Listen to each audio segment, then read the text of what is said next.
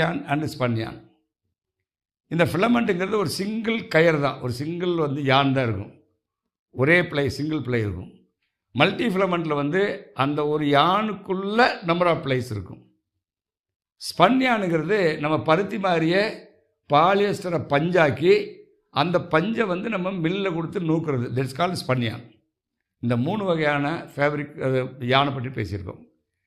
இதில் டெக்ஸுன்னு சொல்லுவோம், 1000 மீட்டர் யானுடைய வெயிட்டு டெக்ஸு, 9000 மீட்டர் யானுடைய வெயிட்டு டீனியர்.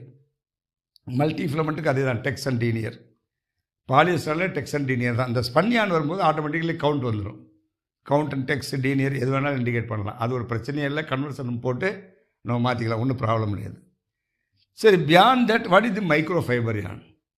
மைக்ரோ ஃபைபர் யானும் மல்டி ஃபிலமெண்ட் யானும் கிட்டத்தட்ட ஒரே மாதிரி தான் தெரியும். என்ன ரீசன் அப்படின்னா, இதுக்குள்ளேயும் ஒரே